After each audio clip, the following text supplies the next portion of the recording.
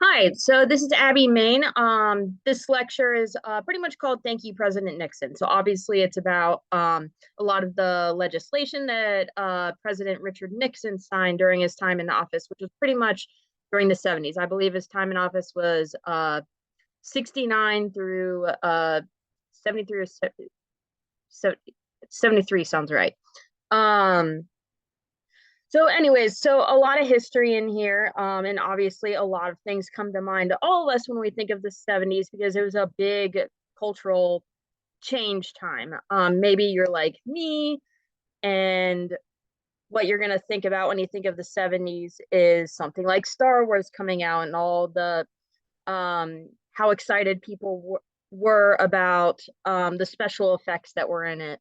Or if you're from Southwest Ohio like me, then you might think of how Pete Rose and Johnny Bench were dominating the MLB with the Big Red Machine. Um, or perhaps you're like my wife and you think more about the music legends that were big around that time, like Fleetwood Mac and Led Zeppelin and all those, or for some reason the everyone's obsessed with serial killers right now, so maybe that's what you think of.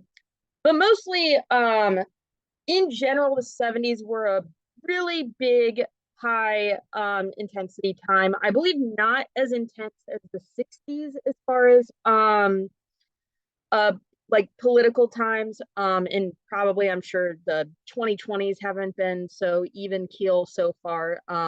But a lot of really big dramatic things. You have the Vietnam War, you have Roe v. Wade protests, so a lot of women's rights things. You have the Cold War, you have Nixon's Watergate scandal.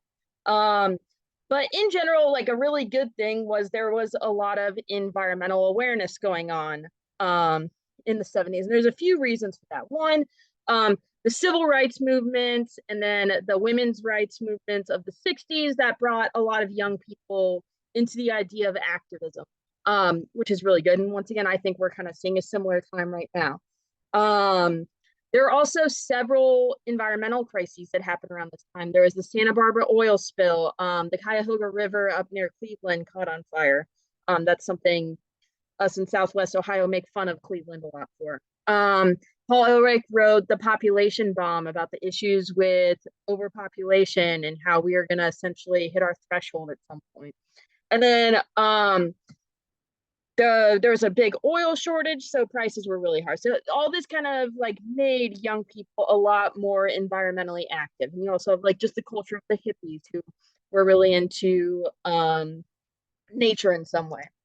Um, but this is all about specifically Richard Nixon and things he signed. Obviously, Richard Nixon is most famous for the Watergate scandal.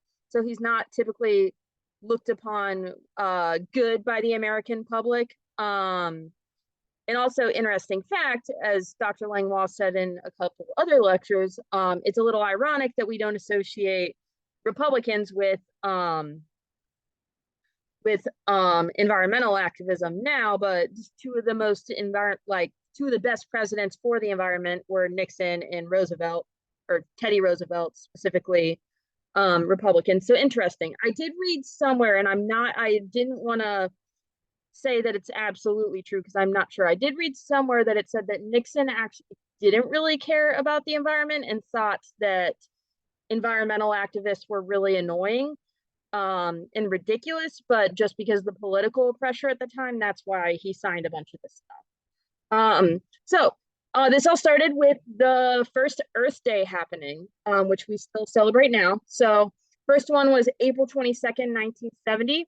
The idea came from Senator Gaylord Nelson of Wisconsin because he was inspired by the Vietnam War protests and the civil rights protests of the past and how that brought really good change. So he thought he could do the same thing with environmental awareness.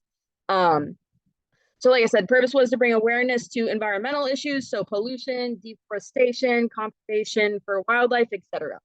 And it inspired politicians to take environmental concerns very seriously, which we're seeing the effects of that now today. You can't watch a debate without seeing any sort of discussion on climate change.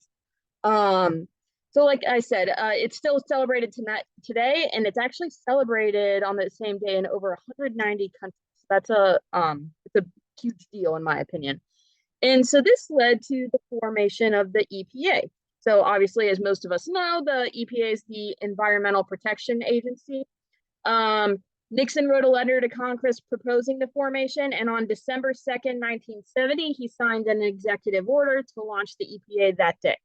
So it was going to be in charge of coordinating federal programs for environmental protection and regulation. The first administrator was William Ruckelshaus, and then it brought upon a lot of big environmental legislations, such as, and we'll go through all these, you have the Clean Air Act amendments. So the first Clean Air Act was actually signed in the 60s, in 1963, to address pollution specifically due to industry. But it did have two major amendments in 1970. So like one of them was being the EPA being established. So there was setting a national ambient air quality standards for certain pollutants like carbon monoxide, lead, nitrogen dioxide, and sulfur dioxide. And they could actually regulate vehicle emissions now. So get on the car industry a bit. Next is the Legacy Parks program. So these are just some quotes of Richard Nixon, which, like I said, I have a hard time like believing that he didn't care at least a little bit, because these seem pretty heartfelt. But he said, "Wilderness unspoiled by man is deeply rooted in American history and tradition. In the past, our task was to conquer it. Today, we must struggle to preserve remaining wilderness areas that still offer the rewards of solitude and unmarred natural grandeur." And then his other quote was, "It was in 1872 that Congress established our first national park at Yellowstone and laid the foundation for the creation of other parks in later years. That was a time when Americans were more interested in taming the wilderness than preserving it, yet far-sighted and sensitive men and women were able to begin the great work of preservation even then." So as far as the Legacy Parks program, he brought a lot more of the focus onto like urban and state parks. So a park you might go to if you live in a pretty big metropolitan area to just take your dogs for a walk. So he thought that parks should be inclusive to all levels of outdoorsmen. So you don't have to be an insanely high skilled backpacker survivalist to be able to enjoy the parks that we have, or a crazy rock climber who goes up Half Dome without any ropes. So he transferred 80,000 acres of unused federal land to state and local governments for recreational use. 642 new parks were created by 1976. And so that would be keeping the past alive of what we viewed the national park system is, and we're bringing more enjoyment for outdoor recreation to smaller areas. And like I said, a huge focus on urban parks. Then you also have the Clean Water Act of 1972. So the Clean Water Act's goal was to dramatically reduce the pollution in our many waterways. So rivers, lakes, wetlands, coastal areas. It focuses on not just the physical and chemical aspects of water, but also the biological aspects, making sure that water is really healthy.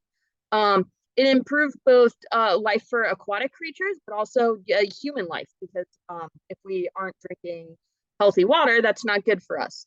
It has been amended multiple times. So its key aspects were setting water quality standards. The EPA can essentially issue permits for allowing pollution.